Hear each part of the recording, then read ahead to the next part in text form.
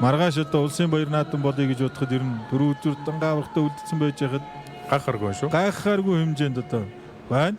За ер нь бол одоо сүүлийн 2 жил бол одоо тун сайн барилдаж байгаа. Ийм бүх.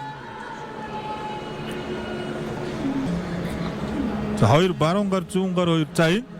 За ярьж байхад яг ороод буцаж чинь. Алтан цоож бас гаргаатай биш үү? Мэдэж байна тийм ээ. Мэдэж байна. Яг л нөгөө алтан цоож бүгдийг мэддэг гэтгчлээ.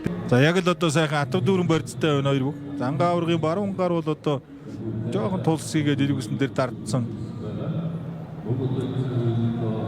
За алтан цоож зүүн гарын шүдгний барьцыг тавиад өндийсэн.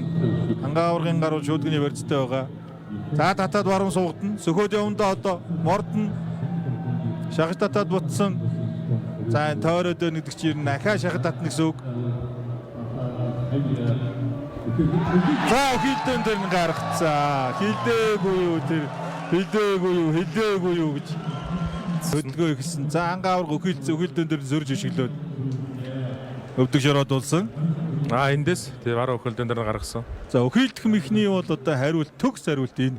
Өмнөөс нь одоо цаад. За энтэйгээ мөндлөр сүмэ хараад алдар спортын орон нөх аймгийн урсгалсан даваа сүрэнгээ алтан цоож Монгол улсын авраг хангаагаар 8-5 дөрвөлж байна. Монгол хөргөөний улсын цолтой өхөн барилдааны 2 дахь дөрөв нөх. Ер нь бол хангаа аврагд төрүүлж юм хийгээд уншихуулуул гэсэн. Уншлаа. Гарахаас өмнө уншсан байсан байна. Энийг одоо ямар үед одоо яаж хаях боломжтой вэ гэдгийг бас хамгийн сайн мэдэх магадлалтай гэсэн ингээд. Ер нь нэлээд харж ижээ. Тийм байна. Ямар ч одоо мөхний өвлөр нь ирсэн бол хариулт нь алтан цоожи гэрийн даалгаварт байгаа юм байна. Үнэхээр сайхан барилдаан боллоо.